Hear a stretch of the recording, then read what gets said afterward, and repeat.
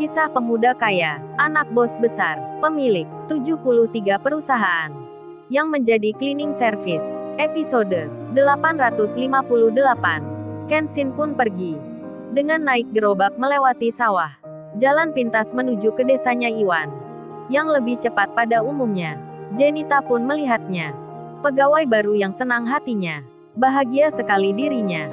Karena kedatangan pria yang baru dikenalnya telah mengubah akan hidupnya. Terutama tentang kerjanya di sini.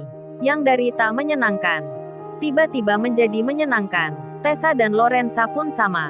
Mereka seakan dibuat tersadar di waktu ini. Ketika bertemu Kenshin. Seseorang yang jauh lebih kaya darinya. Ternyata tak sombong tak angkuh. Tak mendendam tak membalas perbuatan buruknya. Malah meninggalkan pesan terdalam di hidupnya. Mereka berdua pun mengingatnya, tentang Kenshin satu-satunya seorang lelaki.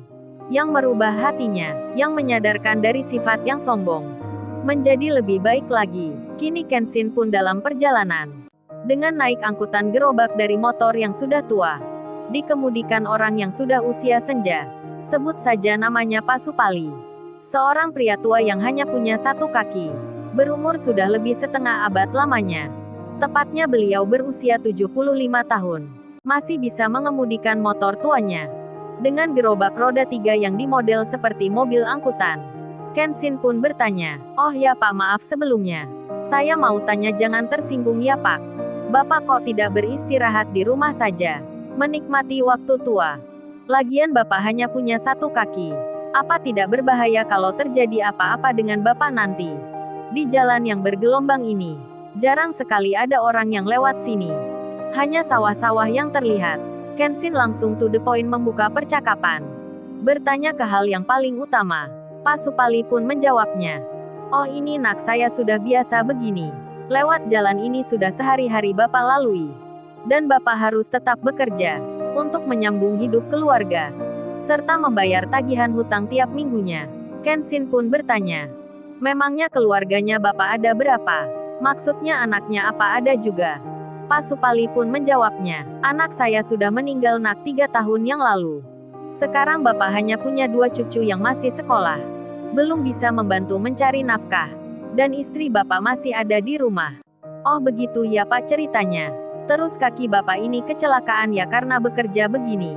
Kenshin bertanya lagi. Pak Supali pun menjawabnya, "Oh kalau ini bukan kecelakaan nak.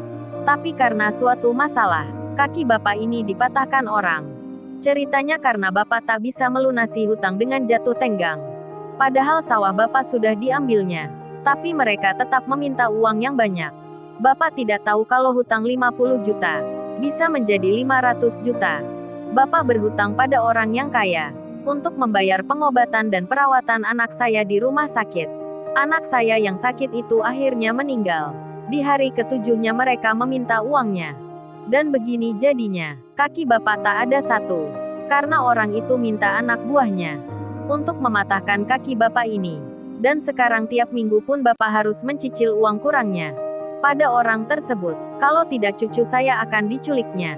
Kenshin pun kaget jadinya. Sedih pula mendengar cerita dari orang yang sudah tua. Dan Kenshin berkata, "Kok bisa Pak, orang itu kejam sekali? Apa Bapak dan para tetangga tak melaporkannya pada polisi? Serta pada pihak berwenang di sekitar tempat Bapak tinggal?" "Oh itu sudah saya lakukan nak. Perangkat desa pun juga melaporkan. Tapi apalah dikata nak. Laporan itu hanya masuk catatan saja. Tak ditanggapi sampai sekarang. Bapak kan orang tak punya nak. Tak bisa melaporkan orang yang kaya." Pernah juga polisi datang ke rumah. Mereka bertanya-tanya. Selanjutnya tak ada kabar lagi. Bahkan saat itu pun ada anak buah orang kaya tersebut yang datang untuk menagih. Ada polisi pula di situ. Tapi juga mereka tak berbuat apa-apa nak. Kenshin pun lalu bertanya, "Memangnya cicilan Bapak kurang berapa? Kok bisa 50 juta jadi 500 juta? Artinya Bapak itu sudah dirampok dan ditipu oleh orang tersebut." Pak Supali pun menyahutnya, "Oh itu nak, banyak juga nak orang desa sini. Nasibnya yang seperti Bapak ini. Mereka pun tak bisa melawan. Ada yang rumahnya disita. Sawah ladang dan ternaknya diambil paksa. Bahkan orang kaya tersebut pernah pula meminta anak putri yang cantik. Anaknya orang desa untuk dijadikan istri mudanya. Tapi anak itu melarikan diri dan belum kembali. Karena takut dengan orang kaya tersebut. Orang tuanya masih ada di desa. Dan harus membayar cicilan entah sampai berapa lamanya.